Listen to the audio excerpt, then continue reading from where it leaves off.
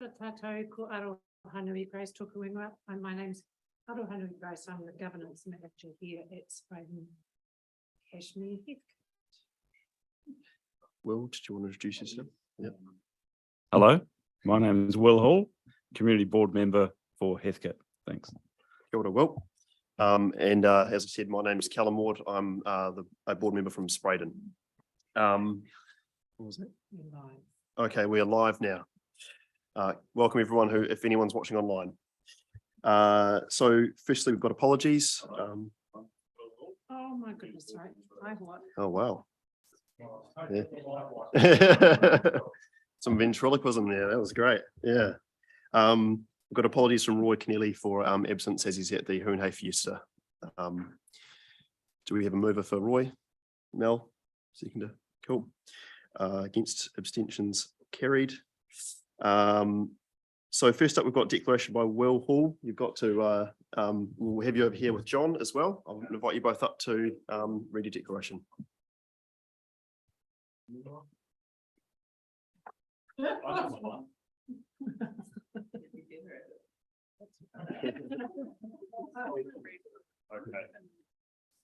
Okay, right. We should stand. Okay, I'll just read this out. Yeah. Yep. Okay, all right. Nice and loud. Okay. I, William Ross Hall, declare that I will faithfully and impartially and according to the best of my skill and judgment execute and perform in the best interests of the Spreydon-Cashmere-Heathcote community the powers, authorities and duties vested in or imposed upon me as a member of the Waihoro Spreydon-Cashmere-Heathcote Community Board by virtue of the Local Government Act 2002, the Local Government Official Information and Meetings Act 1987, or any other act. Order. Thank you. We both sign, okay. Oh, right, yeah. Okay, so I sign there.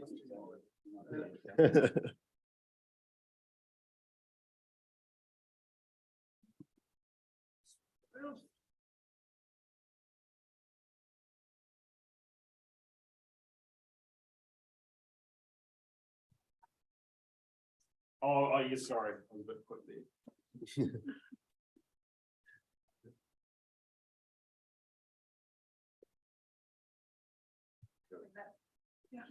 Well, congratulations. Yeah.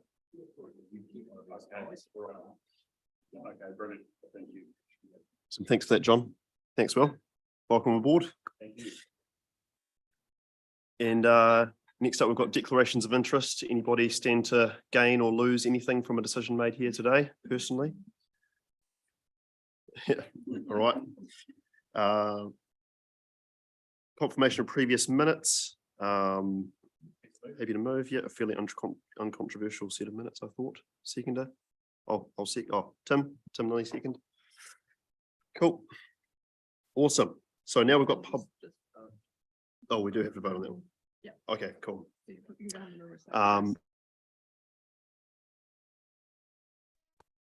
Thanks, team. Thanks for backing me up there. Yeah. Cool. So next up, we've got public forum. So this part of the show is when we have any member of the community can come along and present for 5 minutes. And we're really excited to have the Santa Claus workshop come up to present. So if you guys want to take a seat at the big table, we say 5 minutes. We'll be lenient as well. Yeah. Yeah. Yeah. Yeah. Thanks for the board time. Not sure if you are aware of what the central trust does. Just a second. Do you want to just pull the microphone towards you a little bit? And there's a button there with a human on it. Yeah. Just turn it on. There you go. Sorry. Did I? Yep. Sorry. Thanks for that. Sorry about that. Yeah, that's all right. The Santa Claus Charitable Trust has been going for over 25 years now, and its aim was always to be able to provide toys and to families and children in need. And historically, we've done so for that time, probably in excess of 30,000 odd toys in that time. Our issues at the moment are a premise. Historically, we were working out of Shirley in primary school, and when the earthquakes hit, we would move down the road to the Shirley Intermediate. But times have changed, and that's now being all demolished, and hence we have been working with Kathy Jardin at the council about the premises which have been offered. One was vandalised a couple of days before we were supposed to move in, and the second one isn't going to meet the earthquake status. So I think it's less than 20%, so it basically makes it uninhabitable for use from our perspective. So so what we're looking for is to see if we can get some assistance in finding some premises through the council. We've got a team of about 20 odd retired parties, as you put it, who manufacture the toys, and then they get delivered through various service clubs and things such as Battle Women's Trust, Rana, Tamariki, Merrill Fund, etc., and then are given out to children or families who need those goods. That's just a small variety. There's probably 20 or 30 different ranges of product, from push-alongs, pull-alongs, checker games, all sorts, which are made by us through very generous donations through some of our benefactors for materials. We're a strictly non-profit, and so we do have limitations as to what we can and can't afford to do. So we're asking for assistance through the boards at any time. So. Thanks for coming along today. Great to meet you guys. Obviously, wonderful work that you guys do. You also have the profoundest honour of being the first ever public forum guest of the newly formed.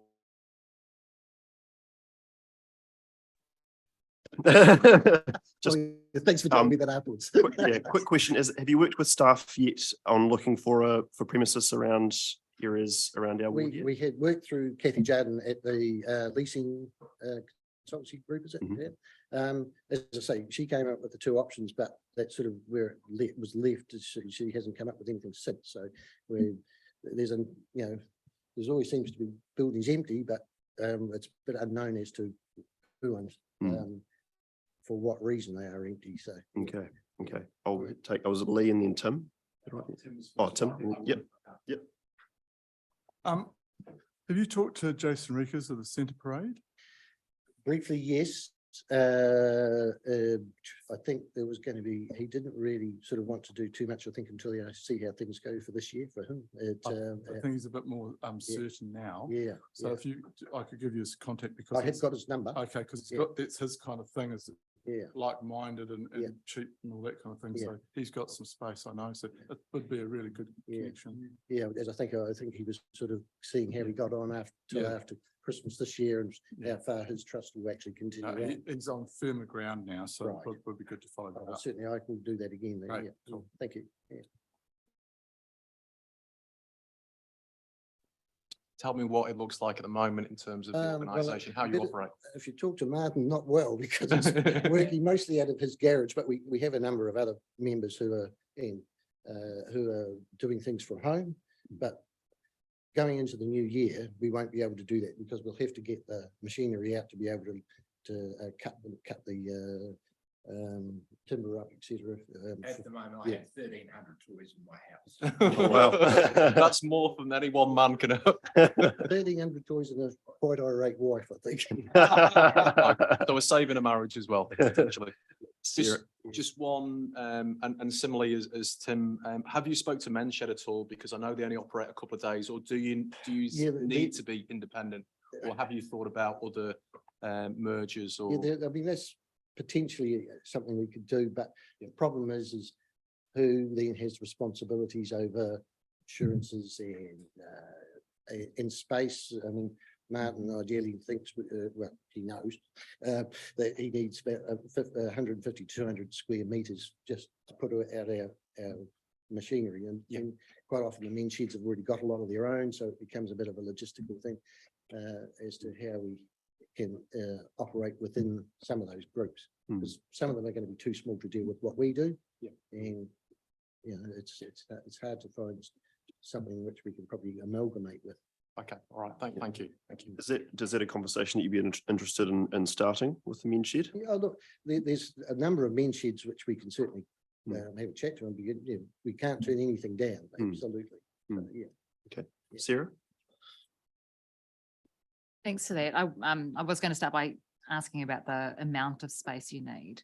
So, I mean, there's the men's shed thing and the potential to actually be sharing equipment rather than having Yeah. your own, and it could save on costs and bits and pieces too. Yeah. But have you talked to other agencies? So there's council, the ministry also has some other buildings. So Seven Oaks School, those kind of things, Phillipstown, with the Phillipstown Trust.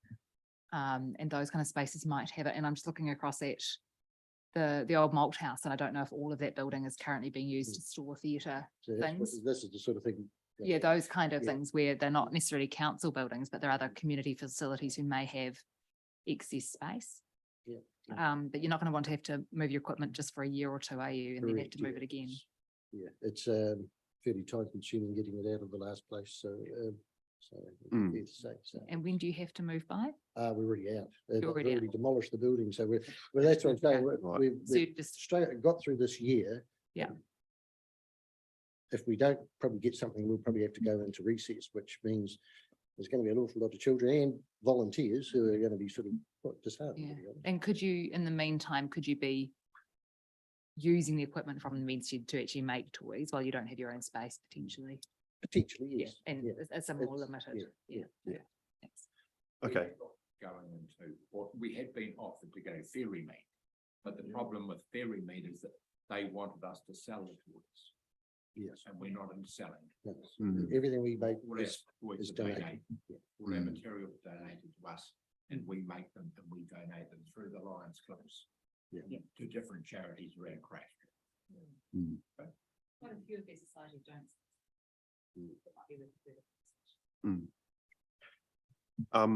Maybe if I could suggest, unless we've got any other questions.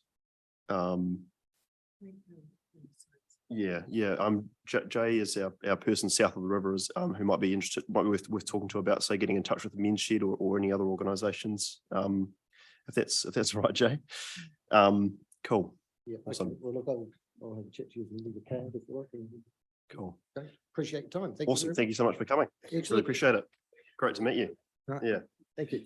cool. Next up, we've got James Harris from Cashmere High around the proposed platform at Cashmere Stream. Oh. Come on up. Yeah. There you go.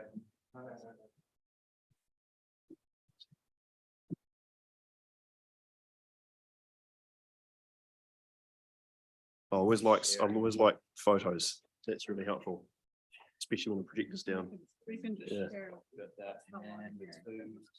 Thanks for that.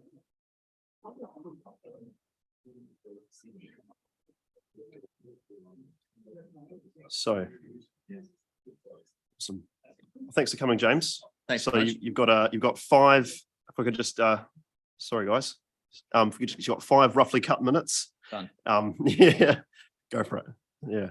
I'm a tech teacher at Cashmere High School in meeting new curriculum obligations and even just trying to make authentic learning opportunities for the students in my senior class. We started to engage with the council around the waterways and providing, especially out at the East Frame, providing them with ideas around or meeting their needs for seating, wayfinding.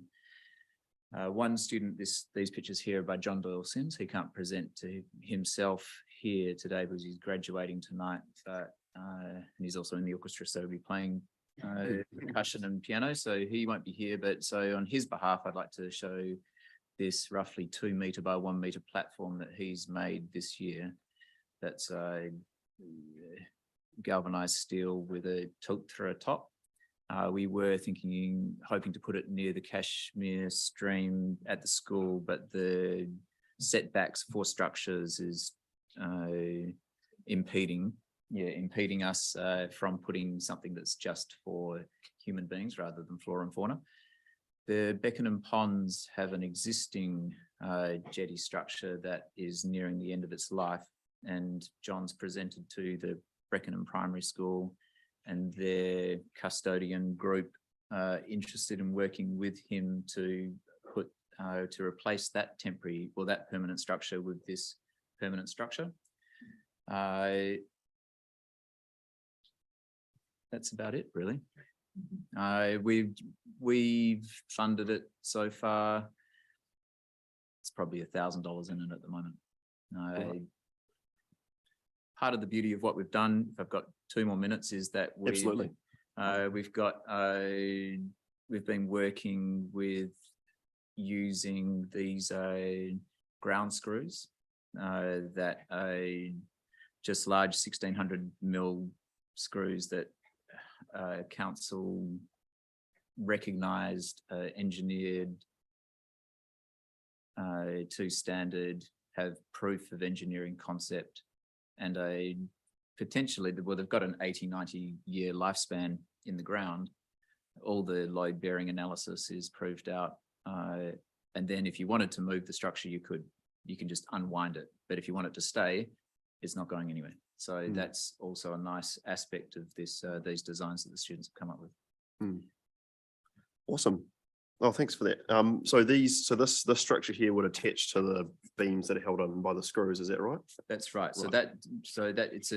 So that structure that you're looking at here is a cantilevered platform, essentially, and the screws would be set back from the water, and then this would bring people closer to the water without impeding with the bank retention or anything like that.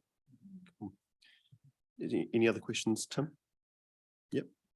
So whereabouts are you now? So you're now looking at the ponds of Beckenham, is that correct? That's correct. So and you've spoken with our parks people, the reserves, okay, so, yep, okay, so it's fine, yeah. Cool. Yeah, we've had conversations with Heidi around the putting it in as a structure that could potentially go in other locations along the river. Questions have been raised about potentially debris or natural flow of the river getting hooked into that, but that could be an alteration to the design in the future where it doesn't have that Mokahi design that it was sort of emulating with the cage type structure underneath. But if it went into the Beckenham ponds, It's not fine. really. And so what do you need from us? We've funded this to the point it is now. We're also working with Stop Digging, who are the ground screw manufacturers and painted products, such thing, and they're worth about $200 each to put one of those in the ground. They've been generous in the past. They've got a bit of free press out of it, so I don't know if it would be $800 if we had 4 ground screws to make a very safe structure, but they may come to the party at less than that. So you'll come to us. Yeah, definitely come to us. That's a really good point, Tim. Thanks. Yeah, cool. Right. Yeah. Off on the way. Yeah. Sarah? I don't know if you'll know, the staff behind you might, are any permissions needed? Like, does the board have to give any permissions, landscaping staff, any of those kind of things, or is it just a straight case of needing some funding to get it done? We understood it could be done as a replacement, but we also need to get one of the waterways engineers to check it. Okay. And that's why we raised the question with the basket. It's still quite early in the process, so we're just kind of looking into it. So if we were just to ask for advice on assistance for installing it at appropriate location or something like that, then that gives you something to work from if Oh, needed. just a comment. So yeah, just a bit of background. John, the student, actually came to the Spreydon-Cashmere board a few months ago. So there's actually still an action, to that effect, but this is more just an update, I suppose, and also just to bring awareness to the new board. And like Heidi said, because it's just replacing an existing structure, it wouldn't need board approval. But it is still going through that final check with staff that it, in terms of the design, and then you'll finalize your funding needs. He was thinking about doing like a give a little page or something like that, but this is kind of first port of call and Cool. When the previous when I think it was John that came to the board last time, he had the diagrams of the design and the screws. It was really, really impressive, really, really interesting, innovative design. So yeah. Quite excited to see where this goes, really. Oh, thanks so much.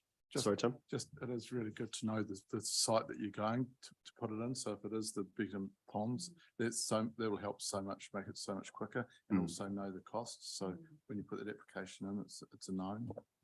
So just saying. Can I just quickly clarify, but the preference would have been originally if it was Cashmere High grounds, if it could have worked within the easement or not, you're quite happy with the Beckenham Ponds if? More than happy. Okay, perfect. Okay, Cool. Yeah. Thank you. Awesome. And on that, John has been to the principal to express the change of location, and the principal's more than happy. If John's happy, he's happy. Cool. Awesome. Thanks so much, James. Right. Appreciate your time. Thanks for the update. No worries. Cool. So next up, we've got Suzanne from Waltham. Is Suzanne here? I'm called Susan. Oh, sorry, Susan. So, Oh. sorry, that's my bad. Sorry, I misremembered your name. Welcome, Susan from near Waltham. Time me from when I'm sit down. I just have to get, I think it's 5 minutes, which I found only an hour ago that had to be 5 minutes. I just had to do something about getting it down to 5 minutes. So as I say, when I sit down, you can start timing. This is quite a good method, Well, by the way, if you yeah, want to do something in 5 minutes. As you saw, the last 5 minutes was a long 5 Was minutes. So. stretchy, yeah. Yeah. You have discretion. One of the things I wanted to talk about was council discretion in the planning department. Yeah. Which apparently exists and is alive and well, so that when you say you can't do something, you may find you actually can. Right, I'm going to sit down. I've come to talk about Bunyan Street, which has the fate of having been in Heathcote and then having been in Cashmere and then having been in Sydenham, and it's a real boundary place. I want to talk about Bunyan Street, and I don't know, just stick up your hand if you wouldn't have a clue where Bunyan Street was. And he lived very near. Okay, so Bunyan Street, you'll know if you know Waltham Park. And I don't think anyone would put up their hand and say they didn't know where the swimming pool of Waltham Park was. Okay. And it's big enough. It's a square. It has 2 rugby fields, which morph into 2 cricket fields, and a swimming pool, and a playing ground, and a place where you can practice your basketball skills. And it has got the public toilets where all the bus drivers have to go when they want to relieve themselves, which they inevitably do. And that's one of the places. So it has 3 sides of the square have very tall English trees around them. There's the elms on Wilson's Road, the planes on, I can't remember, and so it's all right really. and the sycamores on Bunyan Street, which Bunyan Street goes a bit further along. So it's a very special place. I think it's overlooked. It's quite special. If you did anything wrong and harmed it and couldn't reverse that, you'd be really sorry, because it's a place where people wander at all times of day. There's never very many people on, except for when something's, event's taking place, but it's there and it's very much appreciated. Bunyan Street is the west side of the park. It runs. It is also the boundary of a housing densification zone, the north end of which is Waltham School, and it's bounded by Waltham Road, and there are a whole lot of different builders and developers who have put up residences there.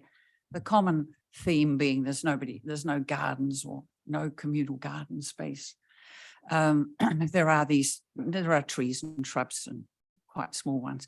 Actually, I'm not quite correct, because the very first 2-story townhouses, joined townhouses,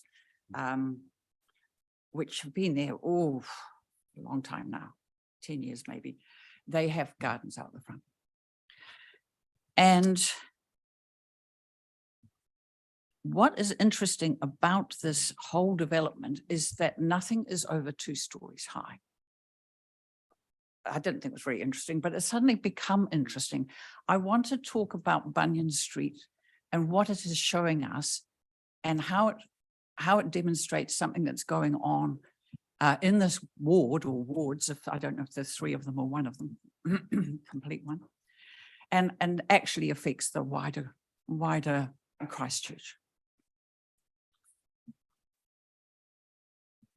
Because had there not been the Eastern Terrace water pipes replacement project, which has been going on, creeping its way north and disrupting traffic for, I don't know, years, at least a year now. And it found its way where the whole thing, you've got to go on a detour, there's cones, there's hoo-ha, and the detours are the main thing of interest because you're never quite sure whether you can take your usual way anyway. But Bunyan Street was kind of done, or is being done. No, it has been. The bit of Bunyan Street that runs along the west side of the park is now completed. It's taken quite a long time to do. It's been shut off, as has Rogers Street on the other side of Waltham Road. And had it not happened, there would be 11 3-story houses, 11 3-story terrace houses halfway along the side of the park. Now, at the moment, if you go, I must have a look at Waltham Park on my way home and just check it out, you will see the last of 3 houses being demolished today. They've been demolished this last day. They were very old houses, 1920s, maybe early 30s. And they had generous sections so that you had the real flower garden up the front and the real backyard for the veggies in the car and the chickens. And so they're gone. But there are now to be 11 3-story, 3-bedroomed terrace houses, which is a very terrace houses. I mean, I don't even know what it means really. What it really means is they're cheek by jowl and joined together in a row of 6 in the front and 5 behind. And they are currently being sold off the plan by Harcourt's Grenadier, and they've been built by Brooksfield. And it's the company that Brooksfield, which is Brooks and Field. I think Brook is a person, I don't know about Field.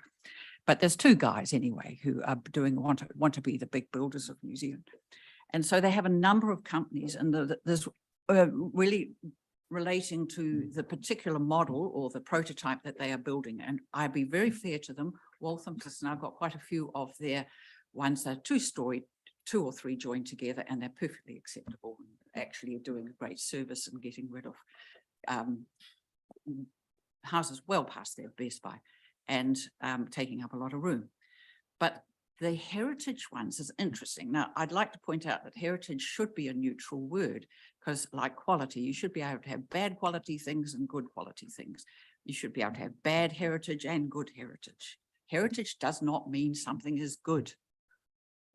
To have the heritage of terraced houses from the UK is not a good heritage.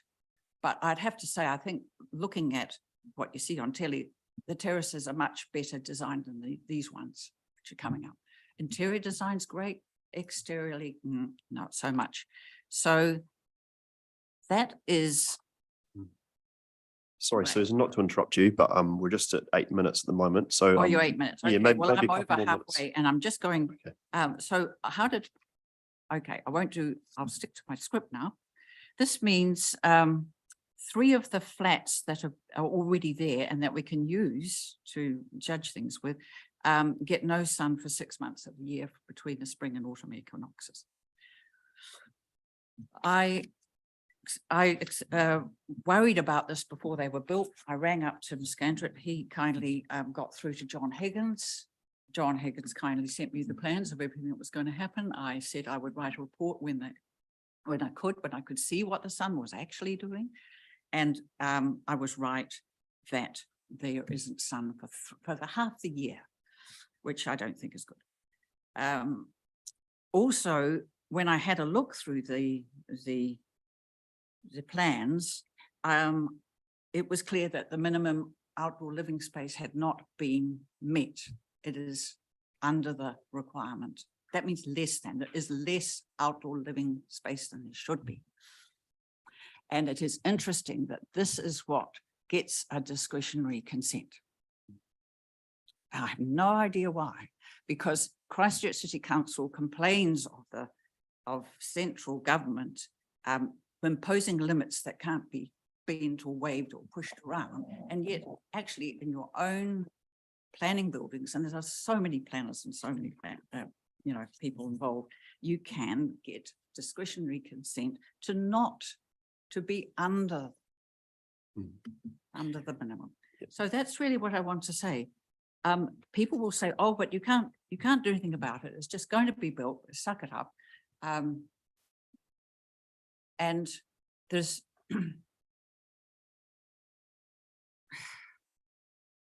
I think if everybody says, no, you can't do it, there's nothing you can do about it, there will be nothing you can do about it. But I would absolutely bet my bottom dollar that if I get the plans, as I have requested from John Higgins, because he was quite helpful and said, ring me up if you want to talk sometime, and have a look through them carefully, and have a look at the process they went through to get their consent, if whether they were asked to return to get, see if they could be changed, you will find something.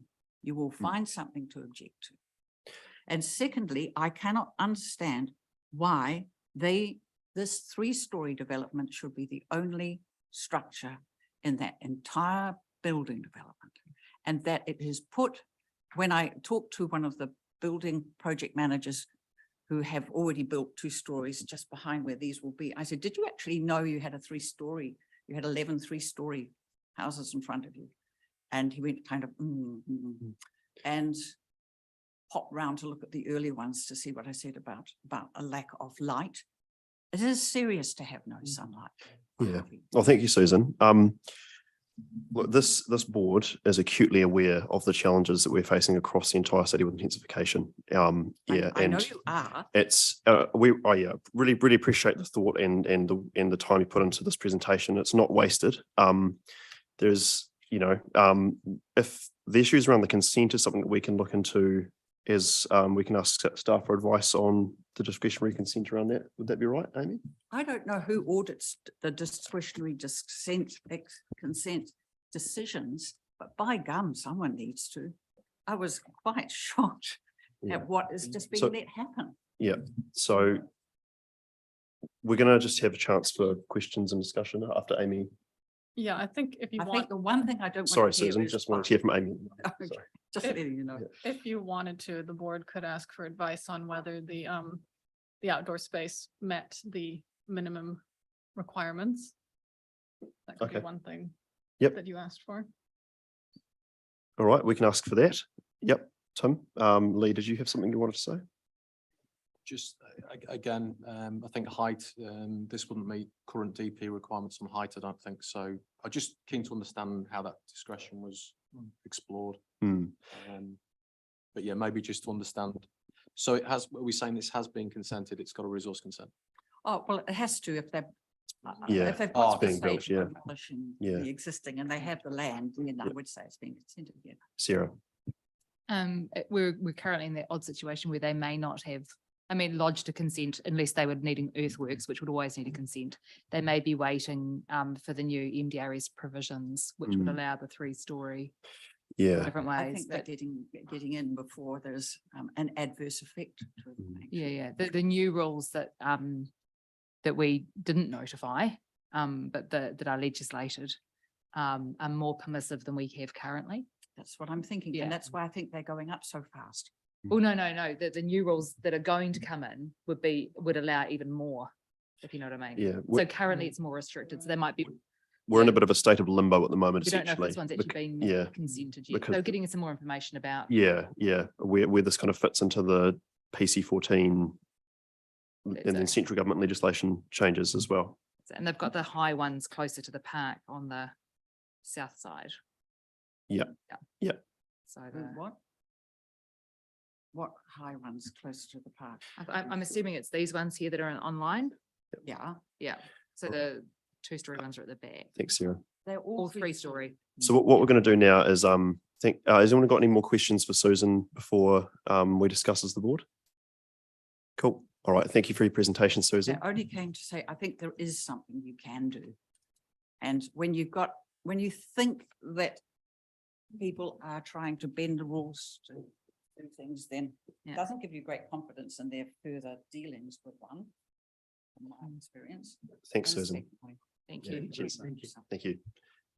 Cool. Did we have any more discussion from the board around things we'd like to request staff advice on, either the outdoor space for that specific consent or the general update on the General plan update, change? but also it might be helpful if there's a like a plain English, a plain language guide to like the definitions in the district plan, because there's the, you know, permitted, discretionary, non-discretionary, and then the law around less than minor impacts. And if there's something around that that might be helpful for residents, yeah, that would be nice to have. Mel? I was just going to say, I got an email that was to a resident from one of the planning staff around something else, and they actually explained it incredibly clearly. So yeah, it can be done. Okay. Yeah. Maybe when Amy comes back, we can mention that might be a good thing to pass on to Susan. Okay, cool. Any other discussion? No. Great. So we're on to deputations. We've had no deputations. Presentation of petitions. There've been no presentation of petitions. Correspondence. We have one letter. Sorry, just my things closed up. Anyone happy to move that the board accepts the correspondence? This is from Craig Burke around the drinking fountain on Rapaki care.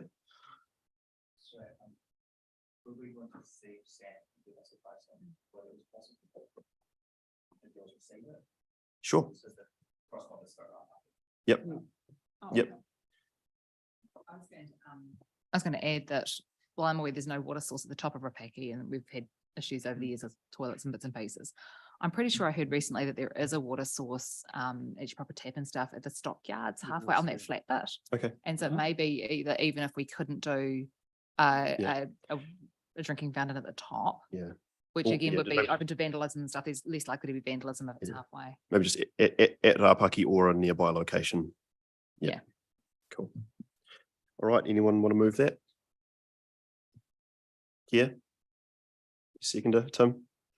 Excellent. Thanks. All right. So number 9, we're just going to bump back to after number 13. Grace, did you capture the actions from the public Oh, for forum? Waltham. Or could we hop back to that? Yes, so Yep. we're looking for advice around The specific the consent. specific consent and perhaps some information that can be made available to residents that explains the terminology Yeah. clearly, Yeah. Especially around what all these various things. PC mean. 14 and in the urban development policy statement, things like that. So, okay, so. Just, yeah. Yeah.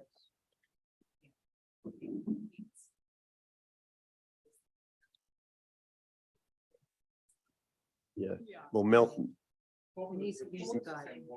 yeah. So essentially, yeah, request staff advice on the consent granted for the property, including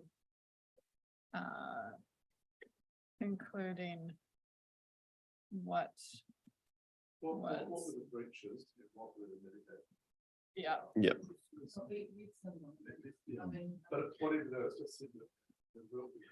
And Mel, if you can maybe just forward that email on to Amy, and if that's useful, she can include it as well. And then you also want general advice on sort of how those determinations are made, or on that specific property. Yeah, it's yeah. determination of And yeah, in plain English, yeah. consenting process. Okay, thank you. Yeah.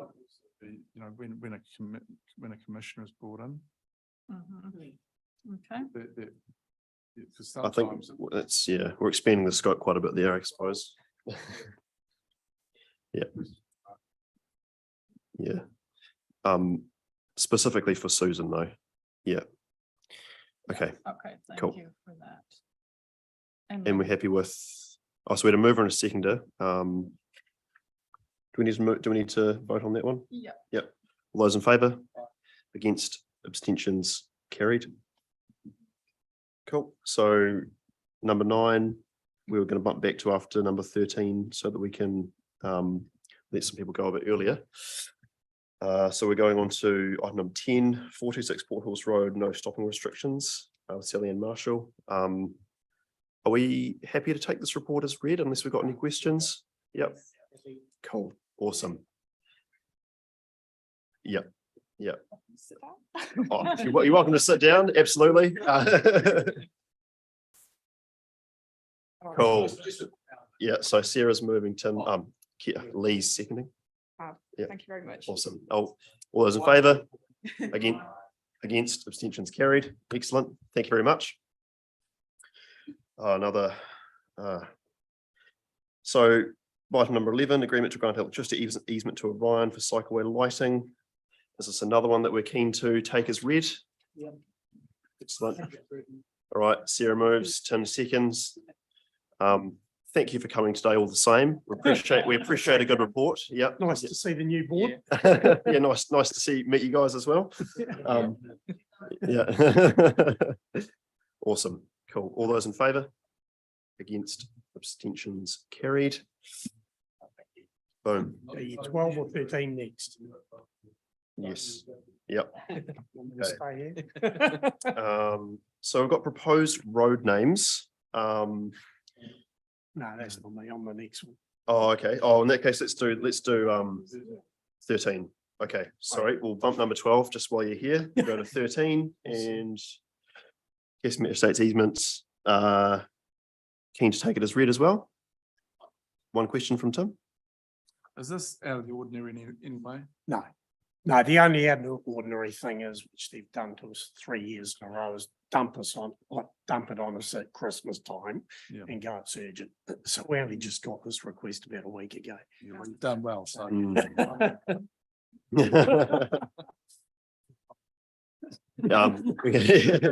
Yeah. So are you going to move that, Mel? I don't think I really want to have that conversation. Sorry, everybody. Sorry. Can I just make one quick Yeah. comment? And correct me if I'm wrong, Angus, but is one difference in your recommendations that you are recommending that the board Give me a delegation. basically, yeah, Yeah. release your delegation just for this particular subdivision because of the issues you've had around timing? Yeah. Yeah, so that is different to the norm, but there is reason for that. Yeah, that's resolutions 3 and 4. The reason for that is it's the 3rd year in a row.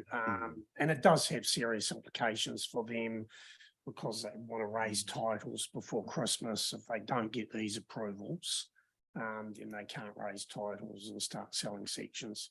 And these sort of easements are by and large approved through the resource consent anyway. So not a lot of discretion here. If you weren't happy, then we'd have issues trying to work through that. Oh, look, yeah. Thanks for raising it, Amy, because that is I had forgotten that. Yeah.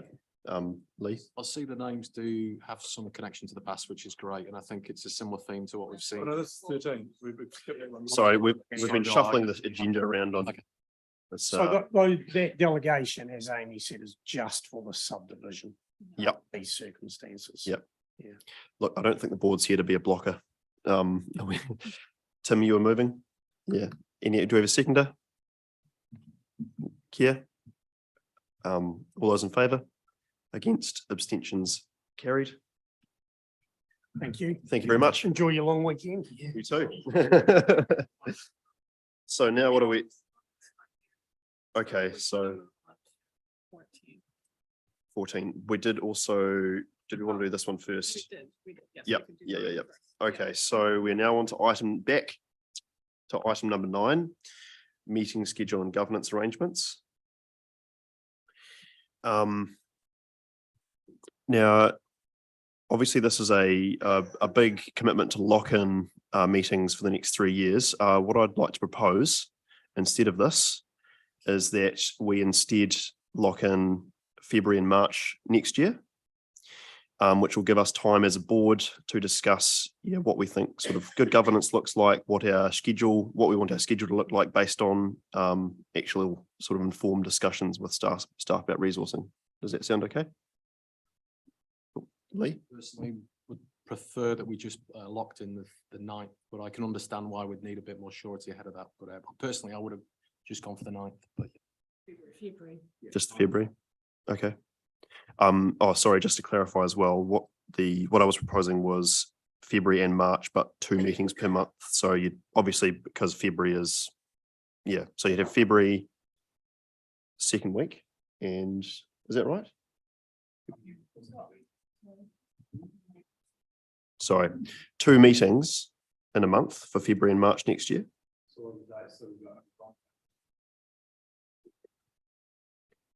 Yeah, so that'd be the 2nd week and then the 4th week, is that right? If that's what you want Yep. to do. Yeah, I think we'd previously proposed, just setting 1 meeting a month until you had the chance to have that discussion early next year, but it's.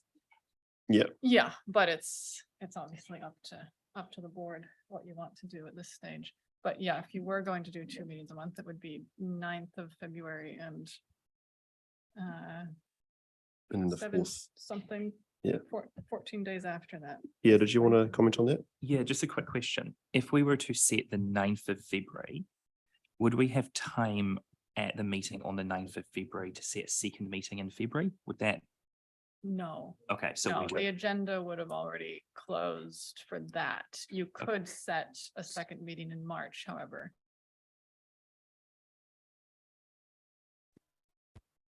Grace? Yes. Through you, Mr. Chair. Oh, gosh, this thing keeps going off. The workshop that we've scheduled is for the 26th of January. At that workshop, we'll have had a good discussion about what it is that you want. We can have a report ready For the March meeting. for the March meeting. Okay. If we know that you're adamant about having 2 meetings a month, we'll have the report ready to go. And I think we should manage to make it within the timeframes if we do it that way.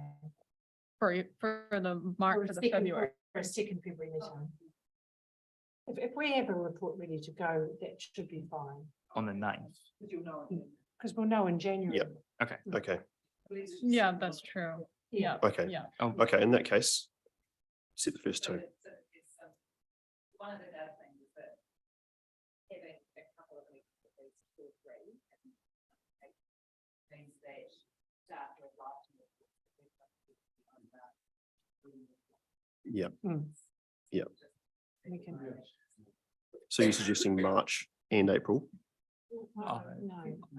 February, March? Cool. February, March, yeah. Awesome. Okay. Did you want to move that, Sarah? Cool. I'm happy to second that from the chair. Any other comments? All right. So we're going for 9th February, 9th of March. For just that for now. All those in favour?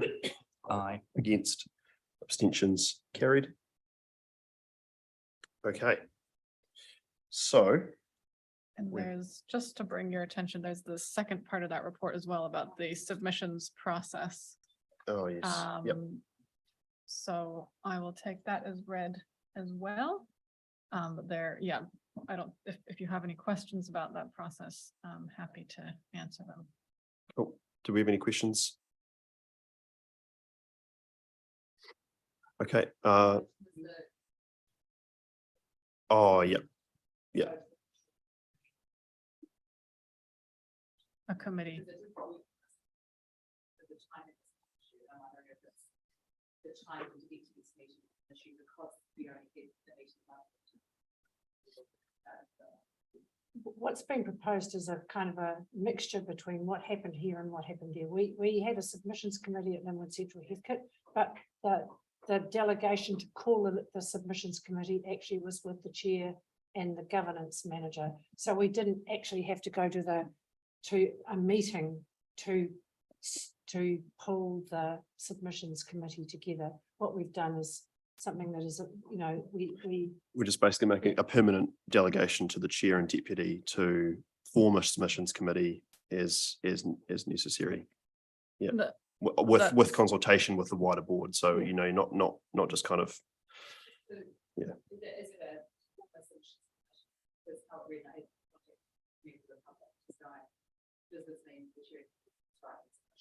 No. Yeah. Right.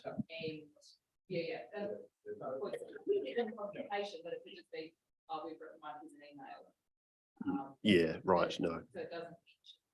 So I could I could clarify that. It's what staff are proposing isn't a public submissions committee.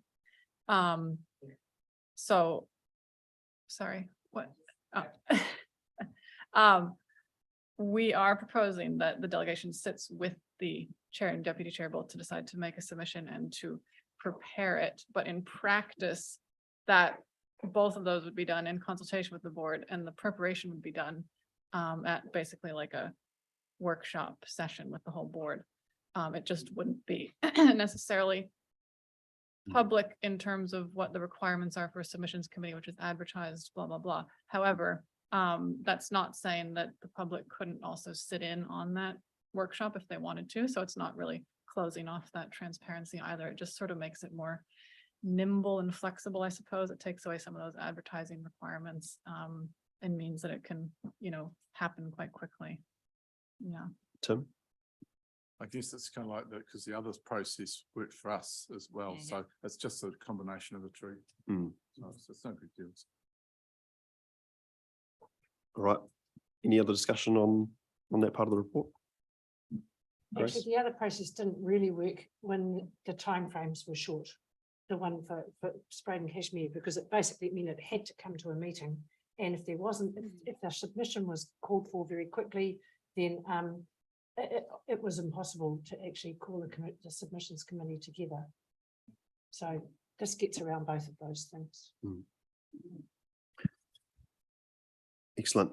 All right. Do we have a mover? Oh, we have. Oh, sweet. Cool. Okay. So do we need to vote again? No. I'm happy with that. Yeah. Yeah. Sweet. Okay. So now in this shuffled deck of an agenda, we are up to 14. Yes. Yep. Board funding pools and board project funding. And that was Heather Davies. Did you want to come present that? Oh, and Jay, sorry.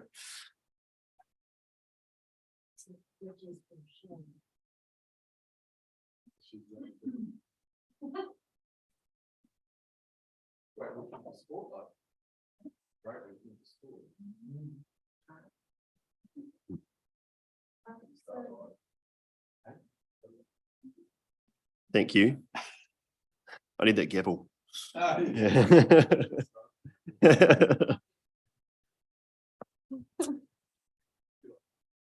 right. Thanks, Heather. That's right. So this is the report that followed on from the workshop. So this is your decision report about setting up the discretionary response fund and a number of allocations of funding from the discretionary response fund to board projects. So I'll take it as read. All the information's in there, and if anyone's got any questions, then I'm happy, or Jay, or whoever is the most appropriate person to answer them.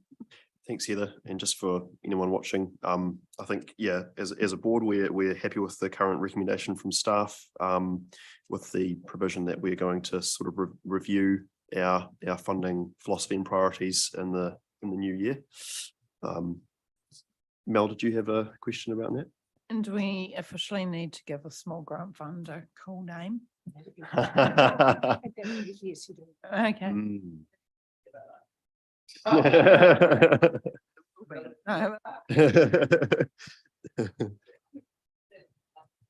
Yeah.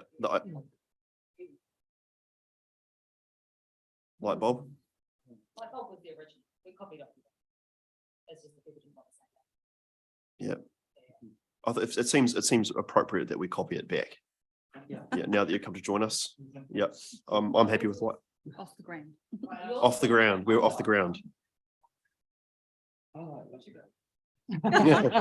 Right. This is. I'm going to have to learn how to actually conduct a debate, I think, at the moment. So. Yeah.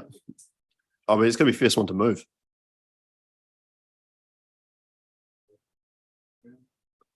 Oh, there we go. Second. There we go. There we go.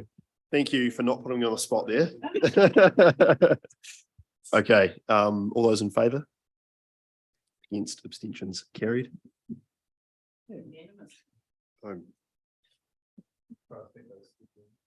Yeah. Awesome. Thanks, Heather and Jay. Cool. So next is representation on outside organisations. Amy, did you want to introduce that one?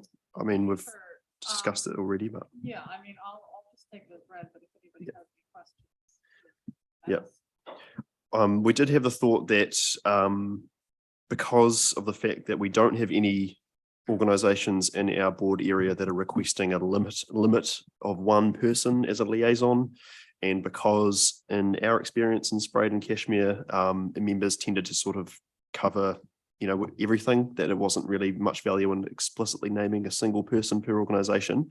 Proposal was that for organisations that are specific to a particular ward, that we just say those board members are the liaisons. Cool.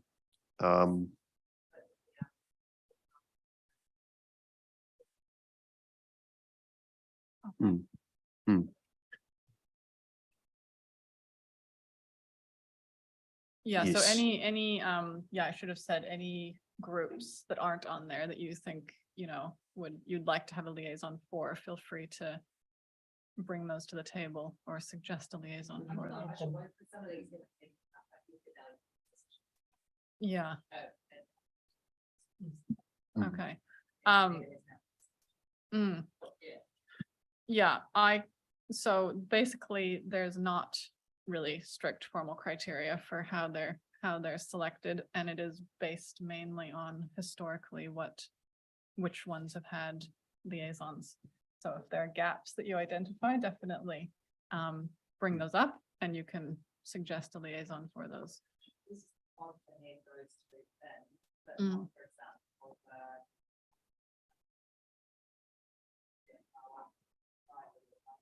So we could just add them. Yeah. We've just missed them off the list. Yeah, I think, yeah, if you have an organisation in mind with where a board member has a relationship with that organisation and the community, we can just add it to the list. Yeah. Okay, so. Cool. Opawa Library and Rising Home. Yep. I should also say that, yeah, the one selection of groups that sort of are all in there are residents associations, and I just missed off the Westmoreland Residents Association. So we'll add that on as well. Yeah. Yeah. Yep. Okay. And so some of those organisations are obviously cross community, looking at Neighbourhood Support Canterbury. Is that something that a member of this board has a particular connection to? Mel? I'm the council appointed person to there, Okay. and they were actually asking if I was the board appointed person, and I didn't recall that last time I was the board. So I said no, but they are probably changing their structure anyway. So I don't think we necessarily need someone from the board, because I will. Yeah. Well, I may not be able to go because of the meeting times are 4 o'clock Thursdays. Yeah, so yeah, it's in the past, yeah, you're exactly right. The board appointed a member to the actual governance body of neighborhood support. They've changed that this term. So councillors are still being appointed, but they now just want liaisons from all of the community boards. And instead of having them attend all of their meetings, they're just going to set up like twice yearly networking meetings for those liaisons to attend. So they Yep. would still like a liaison, but it wouldn't be that formal appointment to their governing body. With that in mind, I'm happy to do that because I'm already Okay. Yep. there. Sounds good. Okay, so we'll just record that for now. So starting with the. No, I think you were the only one that popped up, Mel. Yeah. Yeah.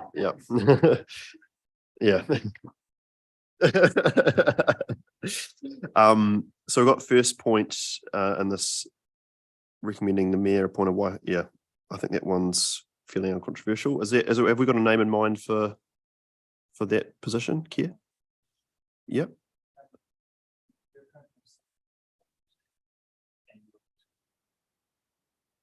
I think I kind of have to because I've been there 9 years. I think that's the limit. Yep.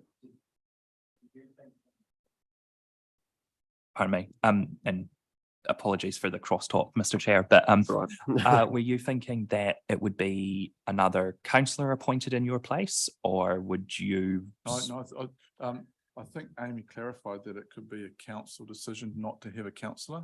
And so I just thought it'd be important from someone from this board, that's all. So I've got no.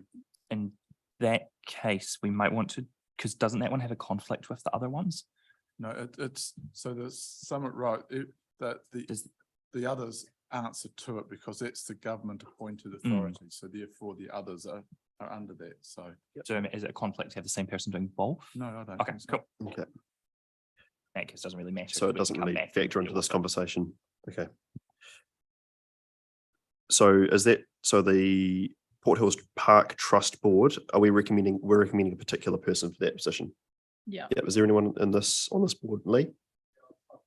Because we had an oversight in the last term, we only actually appointed that person 9 months ago, 10 months ago now, so I've just built up a relationship. Yep. I'm still keen to retain that relationship. There's a lot of good stuff coming out of that organisation, so happy to support them. Yep.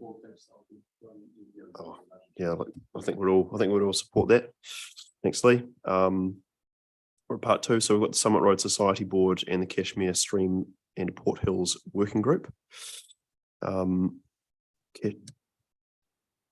Road Society, I'd be happy to step down from that. I've given that 2 terms, and I probably haven't given that as much energy as I would have liked in recent terms, so happy to. Cool.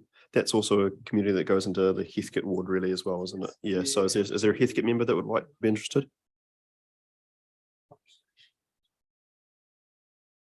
Okay, would that be a role you'd be interested in, Tim?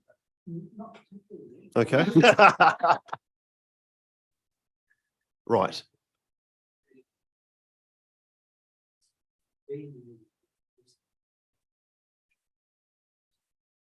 Mm-hmm. Mm-hmm.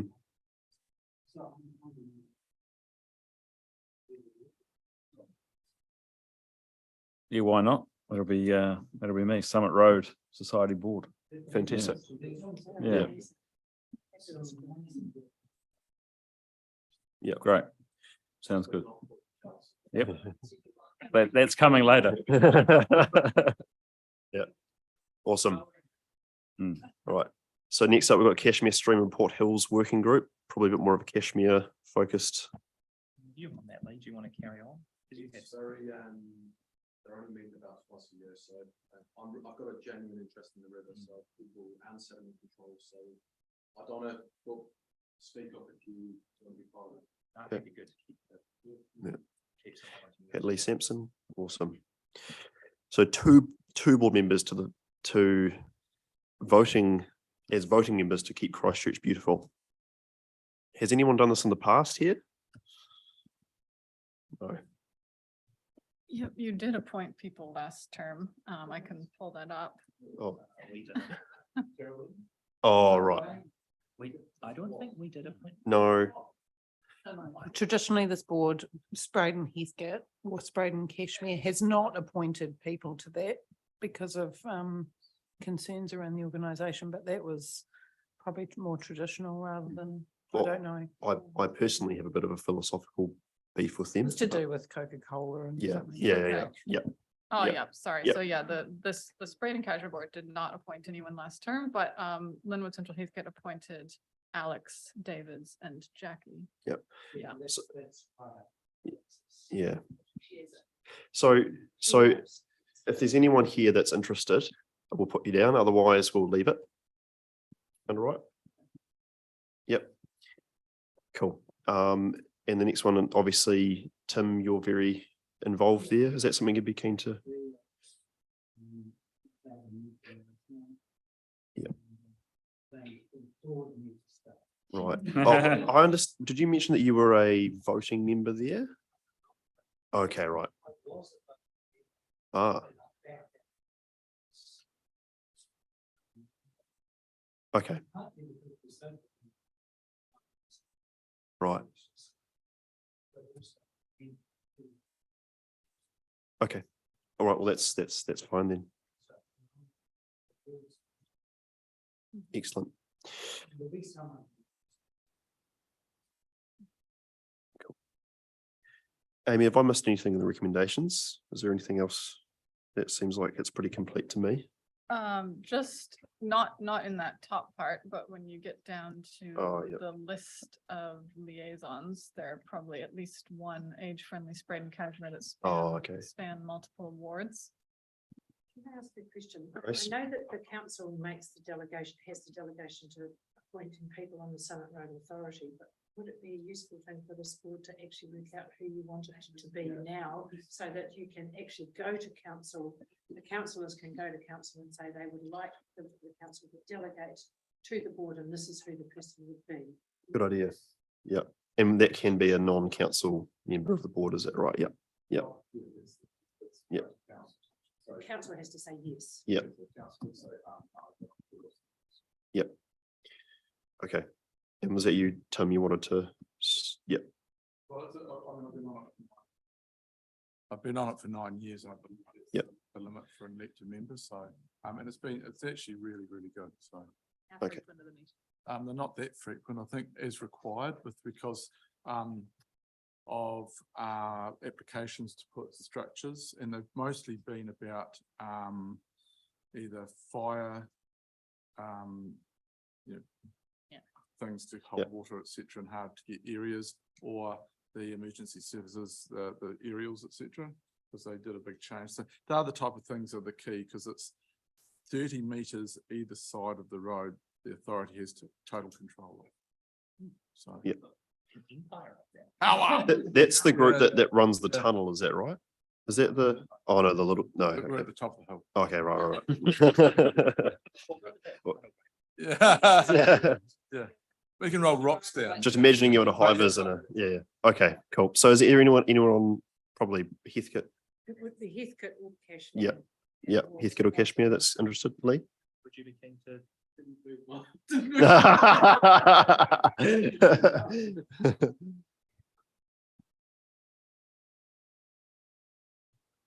I'm willing to if no one else wants to, but I mean, I think you've got some experience with this stuff, Lee.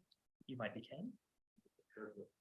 I think it's called a reverse arm twist. Well, I'll nominate Keir then. Cool. All right, yeah. Do we put a recommendation in there then? Yep. Yeah, Yep. so I've added just that the board is recommending that the council appoint Kia to the Summit Road Protection Authority. That will then go to the council, and the council makes that appointment, but the council can consider that. Yeah. Yeah, I'm actually quite worried about it. Excellent. Okay, is there any other discussion on this report? Age friendly? Oh, that's right. Yes. Mel, did you want to be on that? It's just, I've been on it, but I got there in the early days, but then it just linked in with other meetings. Yeah. So it didn't really work in the end for them or me, but they've always come to us anyway with their reports, and they've been very good with regards to connecting with the board. So that group, Age Friendly Spreydon-Cashmere, originally came out of the Spreydon-Cashmere Community Board, is that right? Yeah. I mean, is there any reason for us to consider talking to them about expanding it to Heathcote, or are they just totally separate from us now? Or well, that's up to it, but I don't know if we actually need someone, because they have a good connection into us.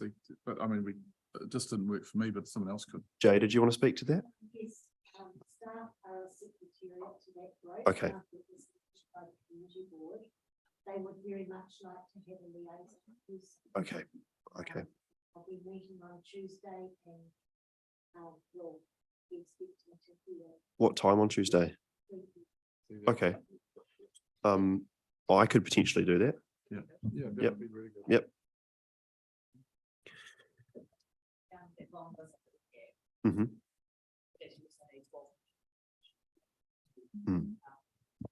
They actually asked not to have a formal liaison this term. Because we were not necessarily putting names next to all these, we were just gonna say, I thought we were just gonna say, well, you know. They're just liaison. Yes. Yep. It is, but they asked not to even have an informal liaison. Yeah. It made such a good. Yeah, no. I don't No think they association, intended please. that to mean that they don't want to have any communication, but for whatever reason, they didn't want to participate in this. Yeah. Okay. All right, Lee, thank you. So just, it's not a community group, but we're all conscious of South Library rebuild, and we know how important that's going to be over the next 12 to 18 months in the climate that we're on. So we did have two previous members appointed as part of the working group. Is this going to be a report that comes back to this board, or is this part of this discussion now? Sounds like a yes from maybe. Grace, do you want to comment on that? I don't know what the formal. There's a briefing on the 24th of November. And there's going to be a memo that comes around the liaison. So I think it's going to come to the board in a different form. Yeah, I think it was quite an informal. I don't think we moved a motion, or we might have actually. I think you we? did. Yeah. So I think the intention was to have that briefing first, where staff are gonna sort of talk through in more detail what the board's involvement might be. And then, if you need to appoint a liaison or a person to that group, then that would come back to you at a future meeting. Yeah. It would also be really important to have a resident representative as well. Yeah. So yeah, I'm sure we can address it in that report. Yep. Yeah, Tim? perfect. I mean, I would think that Lee and I should be on that. It's whether they want one and that, or whatever, I don't really care, because of the situation the other day where we had the mayor and deputy mayor kind of, I'm not happy about the situation at all. So I would definitely want to be on that, and I think Lee should be as well. Okay, but just to be clear, that's not for this particular No, report. Okay. Very clear heads up. Yep. Because, yeah. Cool. Okay, is there any, sorry, Mel? Where is it gone? South Christchurch Community Gardens Trust, which is on the boundary of Heathcote and Spreydon. Yep. And that, yeah, I mean, because really, we all could be liaisons to that one, because it's. Do you want to be on that one, Mel? I mean, we sort of see Christine through the ANA a lot anyway. I'm also happy. Why don't we just say the whole board? The whole board? All right. Yeah, we're just going.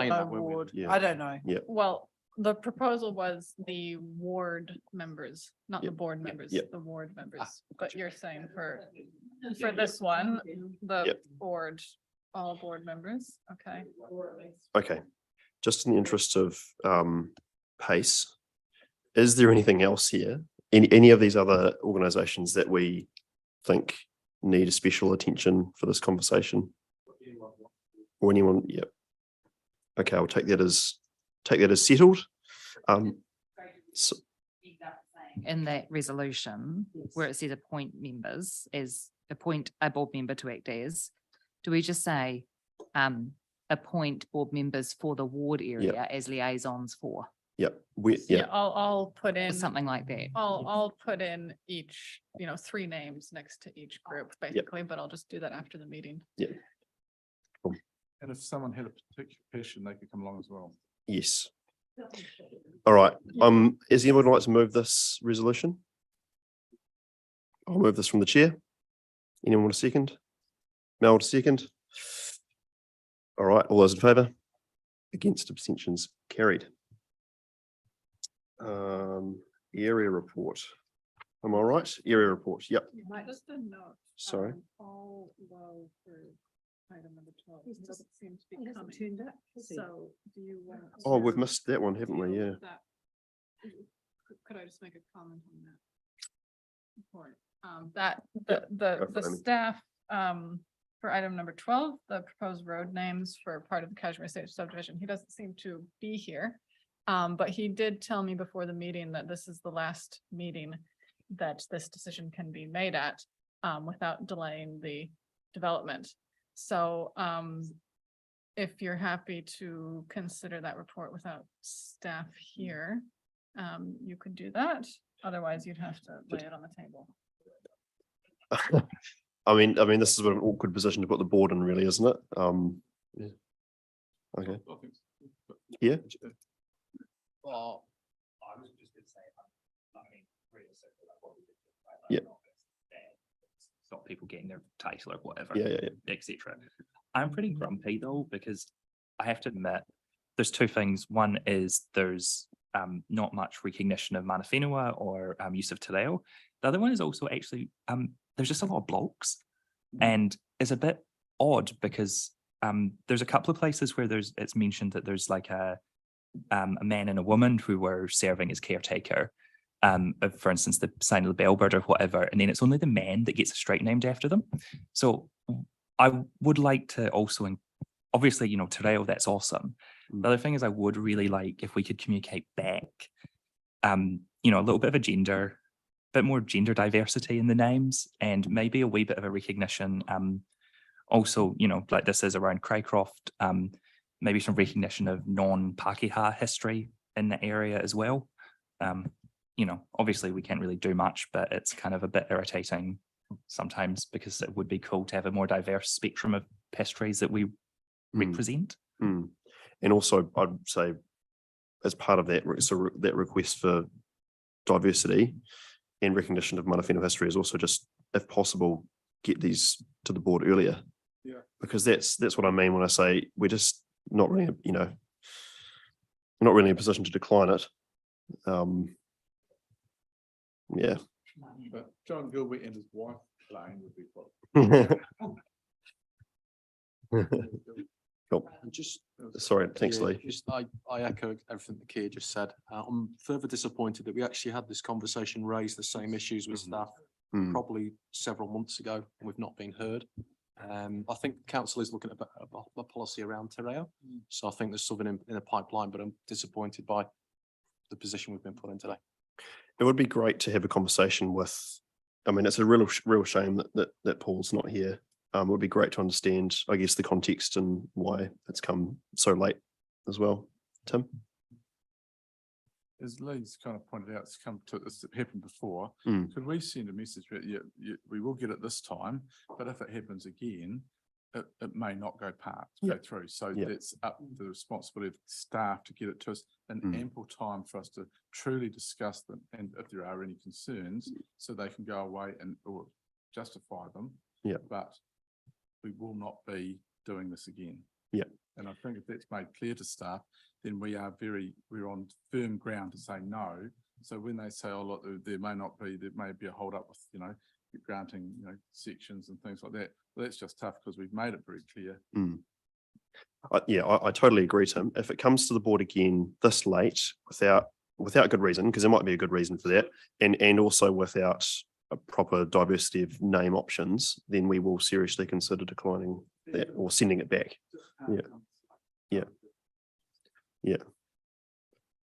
Mel? I actually was sort of okay with these because I understand the history of it, but I know what you're all saying. I would have asked staff about why for lane 3 they've chosen the second caretakers of the sign of the bellbird rather than the first caretakers, which is Frederick Wilson Lane, or even John Jameson, because we've got the John Jameson Lookout and he founded the Summit Road Society, which I'm a board member of. But I would actually probably, I don't know. Oh, I'd like to know the rationale for why these ones are preferred. I mean, I love the Isabel Metzen Lane as a female. Yeah, that's a great one. And so it's a shame that there's actually no one here to ask. And I don't see why we have to actually go ahead if there's no one to ask questions of. Why do we? Well, yeah, you don't have to. No. It's up to you. That's, but- yeah. Yeah, just in a conversation with Paul yesterday, and I don't have the information whether it was a late submission by the developer or what the reason is. But regardless, if the names aren't approved today, the entire development is set to be finished in the coming few months. So it wouldn't be able to be finished. It is a real nuclear option, really, isn't it? Yeah, yeah. Yeah.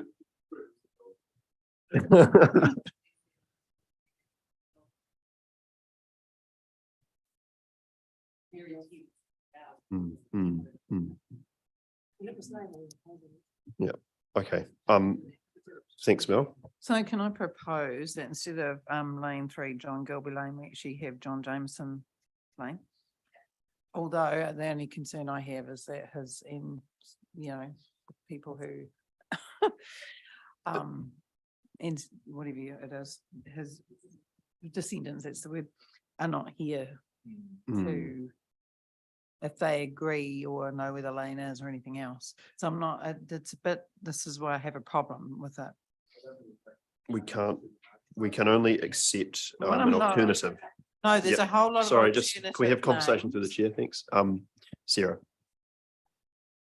My understanding is that the alternative names that are put up are ones that have also been approved by the staff and so would have gone through Yes. Yep. a process. And Yes. so, yeah, Yes, the only two options you have 3 options today. You can approve the preferred name, you can approve the alternative name in the report, or you can, lay it on the table and send it back to staff for other Well, if you- options. sorry, through the chair, if we're worried about how the descendants might feel about it, we could approve all 3, but with that last one, John Jameson Lane, go and have a proviso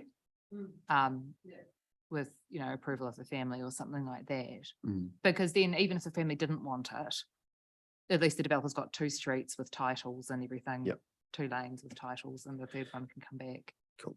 Um, Okay, so Mel, you moved that? That put it unreasonably on the family to make a call for and pressure for the developer.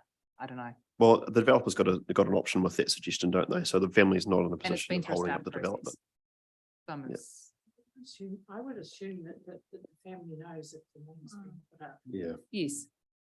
Yeah, so do we just approve it? I don't want to have to put undue stuff from a developer on the family. Mel?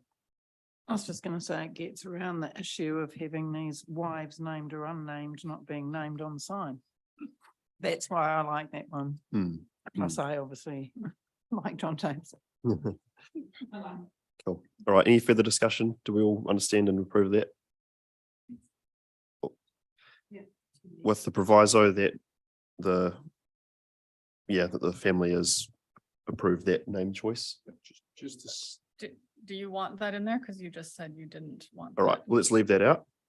Cool. Lee? Just a slight concern that they might have already consulted with the other family, so I'm just, we may cause more issues than we're solving, but I think if we could leave the option back with staff between those 2 names. Yep. We can even leave that at the discussion. We could approve this subject to confirmation with the chair and deputy, can't we? I think That staff are happy. Like, this is exactly the kind of problem that we have when we don't have staff here with the report. Yeah. Mel? I was just gonna say, if there was an issue with having different names, they wouldn't be alternatives, would they? No, yeah. Yeah. John Jameson, Kia? There will be further parts of this development to come, so we could always, if anyone's offended or feels slighted, I'm sure we can work with them to resolve it, hopefully. Yep. Yep. I mean, yeah. I think at the end of the day, without staff here, we have to just trust the report as read, and we have to trust that the alternative names suggested are fine. So Mel's moving. Are we all in favour? Who's seconding? Sorry. Sarah seconding. All in favour? Against? Abstentions? Carried. Yeah. We've done it. Cool. Okay. So now we're at our area report. Thanks, Grace. Okay, so if I can present the report from here, I'll take the report as read and take any questions if anyone has them. Yep. I have no questions. Can I make, not to Amy, you've got slow a comment? things Yeah, down, no, but go for it. just 3 comments about the consultations. So since you've now decided on your submissions process, for those 2 consultations that you've signaled that you want to make a submission on, Te Kaha and the Slow Streets one, there's time at your next briefing on the 24th of November to prepare those. So just letting you know about that. And also just wanted to bring to your attention as well, I sent you a memo last week that consultation is about to start on the Colombo roundabout. So you were briefed on that earlier in the year and you suggested zebra crossings be added, and staff were actually able to do that. So those are included now in the proposed design, and then that will come back to you for a decision in the new year. Yeah. Sorry, I just remembered I did have a question. With the Addington speed limits response from staff that's come to the board, has that been communicated also to the Addington Neighbourhood Association? Yeah, it has been, and I also let them know that this slow speed consultation was coming up and to keep an eye out for that, and to, they may want to submit on that. Cool, thanks. Do I see a hand? All right. No further discussion. Anybody want to move? Tim, second. Tim. All those, all those in favour?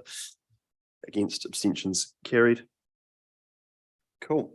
So that's area report. We're now into elected members exchange. We'll do clockwise from Lee. Did you want to start? Can do.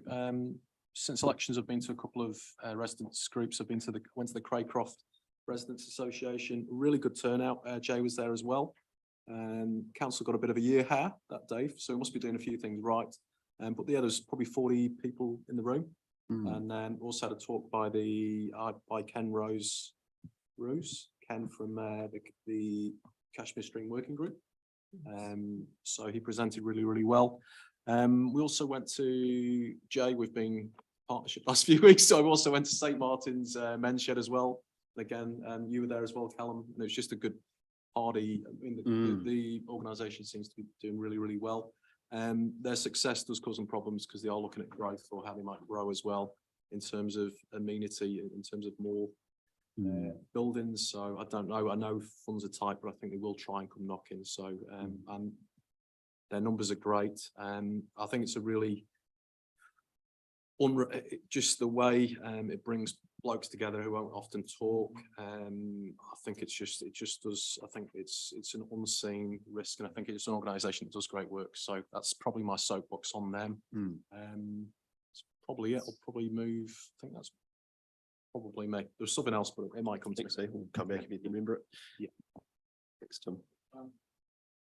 Just to kick off, Callum and I went to the Westmoreland Residents Association, and Paul Lowe, planner, or head of planning, or not planning, consents, one or the other. He actually gave quite a good talk. There was a lot of discussion, so it was a really good intro into welcoming them to the community board in the Cashmere area. Had a few. I've been kind of really busy with residents. Shalimar Drive and the new kind of area and the development. There's a set of steps that connects Shalimar Drive and the new, I can't remember the new street that's been put in, and it's got a slope. And the residents I went to, there are a lot of older walking groups, and council have refused to put steps in it because it's all grassy and you just go through a gate because it's not steep enough, but people are falling over. So I'm just going to send that through to Amy and we'll chase that up because it's absolutely ridiculous if people are falling over, and it's just a paddock and then it's quite steep for a bit, so it does need steps. And so that was one issue. The other one is on the back of those houses, because there's one row of houses, and so it's on the Shalimar Drive side. There's must be a type of reserve, and the grass, who controls it, and council I think is saying we can only mow it twice a year. So there is an issue there with This is fire. that funny angled corner bit, isn't it? When you Is it? go, if you're at the old stone house. Yep. And you keep going, and it's the road that goes to the old vineyard. So Yep. between the road and the properties, there is a stretch of ground, which is on a slope. Yep. And some of the residents are mowing them themselves. So some of them are older, etc. So, but the concern is it's not being done often enough, and it is a fire risk. So there is an issue there. So I'll bring that to the, and I've only just been doing this today. So, so that's that one. Murray Ainsley Hill. The owner of the land that goes to the east side, so overlooks properties. After the earthquake, he pointed out to the emergency services that were fractures in the land above the houses. And they put them off and they put them off, then they came up and said, oh my God. And so they did terraces at the bottom and then eased it at the top. And he said the footings won't work because there is fractures still there. Water goes in them, then in winter it's anyway. So I'm going to go up and see that and see what the issue is there. But he said that rock has been falling in the sections of the houses, and he said, so how can that be happening? So anyway, so I'll chase that up. Dunn Street residents with regards to the Carey Street development. So for you guys that don't know, that's an old social housing council, social housing, great area, great spot. And we have got plans to do mixed development with some social housing, with affordable housing, etc. So I'm just going to go through Amy and Grace with regards to getting the plans and get some sort of meeting with them. Because at the moment, the woman I spoke to said they were there with some people talking about the area. It was emergency services doing a practice using the houses. The car came in with a couch tied to the roof, untied it, lifted off and drove off. And they were kind of standing there, oh. And a wee bit later on, So I got busted, did I, Tim? Yeah. Well, you dropped the mistake you made, you did two. Because literally the same car came back with another couch on the roof and stopped. You know, how are you? Pushed it off, hopped in the car and drove off. Got the license They plate. got photos and they sent that to the council.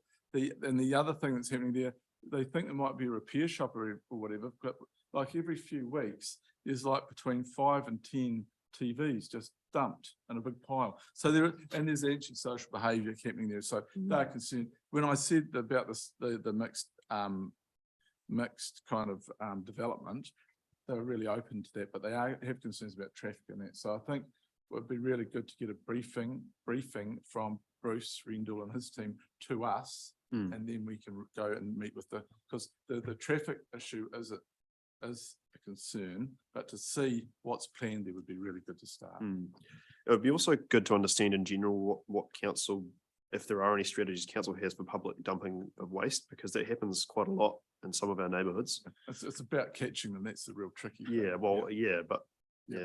So anyway, it's one of those joys. I think that, sorry, I think that it would probably be better from the trust if because we just haven't got that visibility into the housing trust at the moment. And what I think it'd be really good if we can, sorry, Tim, if we could if they could present to us and just give us an update of what they're up to, that would be great. It's not just the trust though, is it? So whatever it is, whoever presents to us, we need to know what's happening.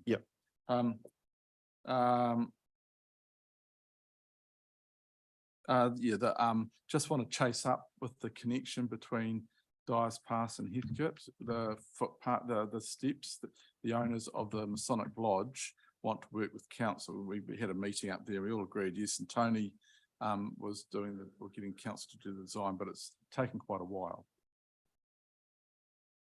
Did we get a memo on that recently? I'm trying to remember. Yeah, I think we did. Tony towards the end of last term. But nothing's gone back to to Andy or Bronwyn. Okay. But I think we need to, if we can push that along, that'd be really good. And just general water leaks and things like that. And Huntsbury residents want a better connection with that flat area with the reservoir. So just to give you a heads up on them, I've met with them. I'll catch up with the guys about that. So that's me. Cool. Thanks, Tim. Sarah? So we didn't think over the next weeks of what Sorry, we didn't have quite that kind of detail in our elected members exchange. As much or as little as you like. As much as, well, as little as I want. So I've attended both the future Sumner evening and Heathcote residents, Heathcote Community Association AGM. They have a 14-year-old on their committee, cool. Nicholas. I think he's 14 now. And he's fantastic, and he was co-opted on during the last year, and is a real go-getter and heavily involved in a range of different things. And I'm sure that you'll see him in front of the board at some point. Just fantastic. Goes to Te Aratai College and Cool. doing lots of cool stuff. There's some issues cropping up over the proposed intensification stuff, just a little bit, just at the top of the hill. And there's a group of residents who, there's a proposed development that it will be possible if plan change 14 is notified. They're aware that it hasn't been at this stage, and they're kind of organising around that a little bit, hoping that a new qualifying matter could be put in within 500 metres of the rural urban boundary because of fire risk or something like that. So they're working on that. So I've talked to both the residents and the developer on that one. The Cave Rock lights, which I know that we'll have an update on at some point, continues to be an issue. And I've had contact from a resident who has said that they're actually frequently on past their 11 o'clock cutoff. So he's going to get some evidence and photos and things with some time on it to see if that can be stopped as well. And the Opawa Library AGM is next week, which would be really cool. So yeah, cool. So yeah, it's on the 16th. Yeah, so that'll be good as well. And other issues? No, that's it. Cool. Thanks, Other Sarah. stuff is popping up. Tim.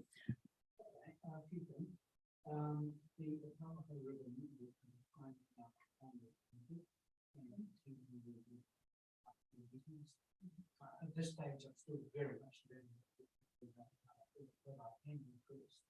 Particularly with the things that George mentioned.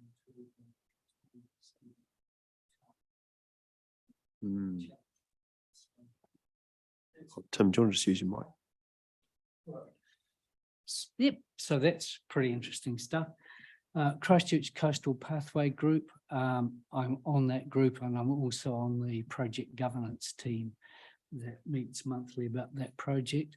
People will be very happy to now know that all of the services to Sumner, the water, various water and power, have all been relocated to the middle of the road away from where the pathway is going to be built, and are now all connected.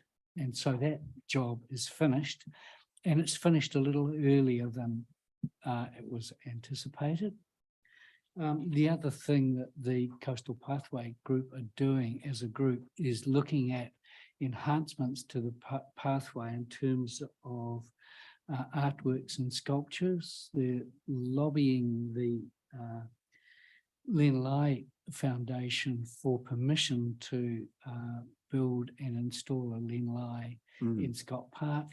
They're getting a pretty blank response, almost zero response, so they don't know quite what's going on there. But in the meantime, they have made a $5,000 grant to purchase a Lou Summers work of a bird, which will be situated on a little mound beside the community centre looking at the coastal pathway. Cool. So, and that's to support the fundraising that Derek is doing on behalf of the community for that. I attended the Sumner Residents Association AGM, and that was all pretty interesting. They're carrying on. Well, Charlie's just amazing, the manager of that group. One of the things they are very keen on is having a coordinated workshop on what needs to be done about general things along the Esplanade in terms of fixing that. So that will come to the board again as an issue. It's just one we need to keep moving forward with. I've also had some residents asking, expressing their concerns to me about the potential for chunks of the hill to become 3-story housing, etc. So this is going to be a theme that just keeps coming up. And as a board, I think there's a very strong community wish for us to be active in supporting council in looking after those communities. And as a final, on that debate about names, I just reminded me one of the names, one of my favourite geographical names is, if you're going up to the Arrowsmith, the range on your left is called the Wild Man's Brother Range. So I have a lot of fun imagining the conversation that led to that. We name it after him. No, we'll name it after him. So moving on. Moving on. Thanks, Tim. Yeah. Sorry, Sarah. Yep. Oh, no, I was just going to step back, but because you were talking about the coastal pathway. And I forgot to say, in the last capital project report at council, it made it really clear that the Rapanui Shagrock Cycleway, which actually doesn't go to Shagrock, it goes from town through Linwood to the Ferrymead Bridge, is due to be finished in December. And we haven't had a cycleways opening in 3 years, and it completes the cycleway. Cool. So Okay. I have emailed OCE, but we should have some sort of celebration to open it. Yeah. So why doesn't it go to Shagrock? Well, the coastal pathway does that, but the actual formal bit of major cycle route, it stops at Ferrymead Bridge, and then it's a separate project. But because they're linked. Who would that organise makes something sense. like that? Would that be our board or cycle team or? No, it would be the project team, but we'll be in touch. and Yeah. find Okay. out when That would it be is really and cool. Make sure the board gets an invitation. Cool. It's a council project, so likely to be seen as only a thing that council would be interested in. So we will make sure that we Cool. get a board looking. Awesome. Yeah, and well, it may be a minister, because it was that last section was shovel-ready funded. Oh, right. They'll do it around a minister's diary, I would think. Yeah, I'll just sneak in the back of the photo. All right. Thanks, Tim. Sarah. Kia?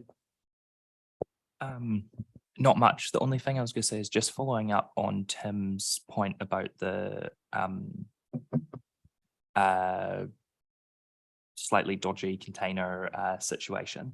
Would it be possible for this board to request something in writing from regs about what's going on with that one? I've had a couple of people raise it with me as an issue, and I think it would be good if we could just formally ask for something from compliance about where it's up to.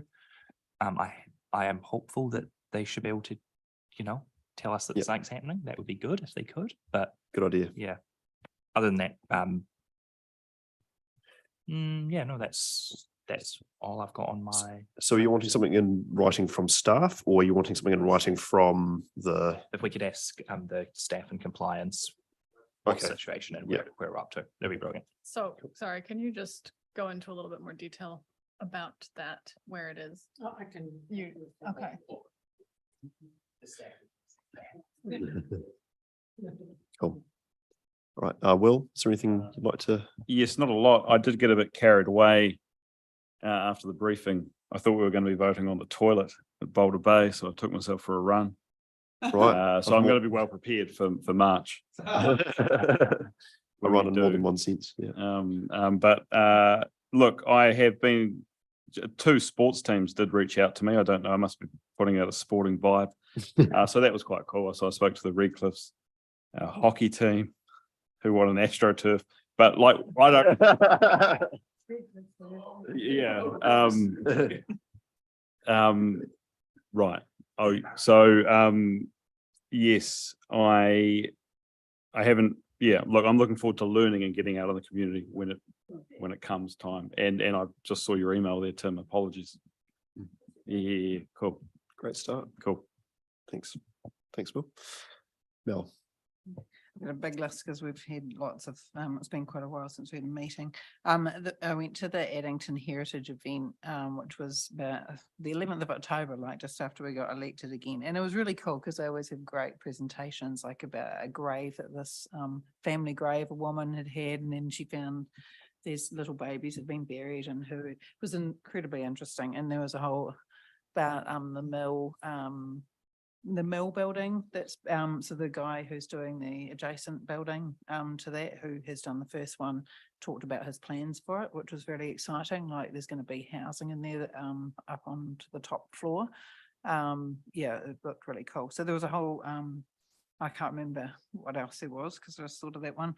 And I bumped into Gareth Wright from Heritage yesterday, and he just said about how he's still working on working out the patients from Sunnyside who were buried in Sydenham Cemetery. He's up to 850 something, and he's up to 1930, and he said he's got up to 1960 something to go. So there'll be a lot of I just said keep going.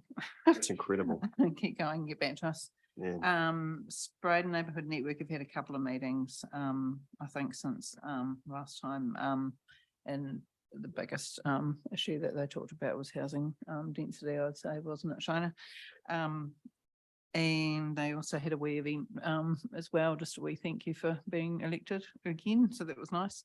I went to the TechMate AGM as well, which I didn't actually know where it was located anymore because of the boundary changes. So that was quite good. And they're sort of, if anyone remembers Addington Net TechMate, they've really, the board is quite diverse now. So it seems to be really moving along, which is really cool.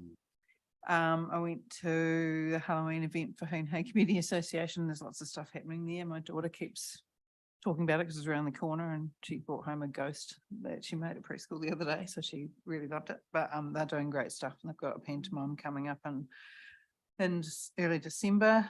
I went to the Whareora AGM, which I've never actually been to for Whareora House before, and I actually didn't realise the breadth of work that they do for the community. That's sort of along the lines of what, almost like what Waltham and Rowley and Manuka kind of do. It was really quite enlightening. So I actually would like to hear from them more often, actually, because they do a lot of great work. It's been Addington Neighbourhood Association, but you can talk about that if you want to. Obviously, Hoon Hay Fest is on right now, and we should hurry up and get there. And the other things it's going to bring up is I had an email from a resident in who's part of Spreydon Neighbourhood Network, and she was asking, because Amy said to bring it up in this, about having yellow lines at the intersection of Selwyn Street and Redruth Ave. So I haven't been to look at it because I could have done a snap sense of, but I haven't.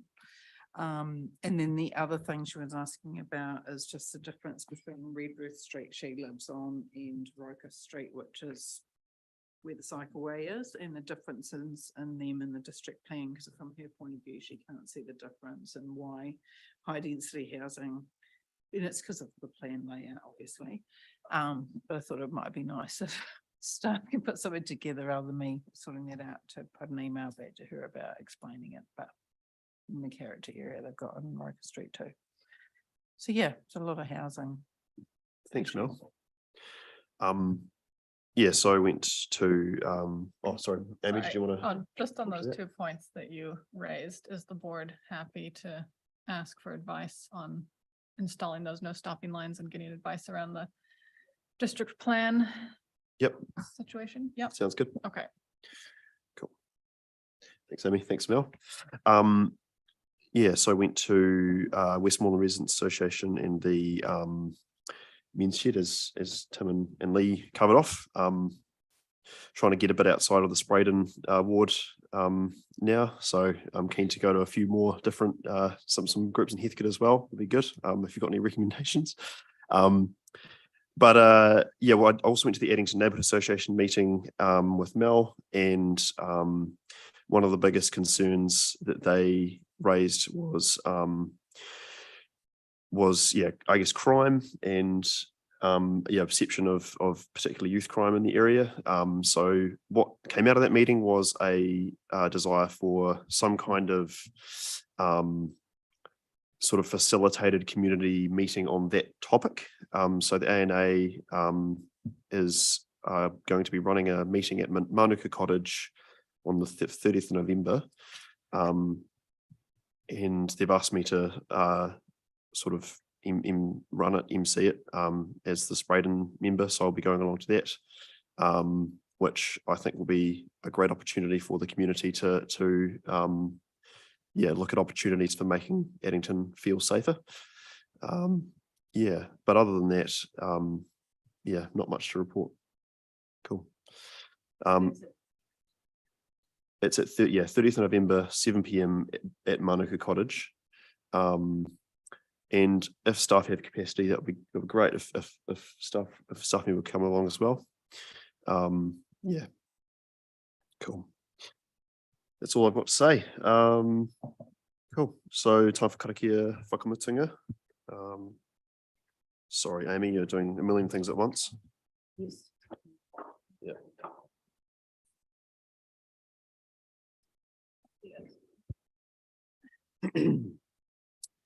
Unuhia, ki te uru tapu nui, kia wātia, kia māma, te ngākau, te tinana, te wairua i te ara tangata, koia rā e rongo whakairia ake ki runga, kia tina, uie,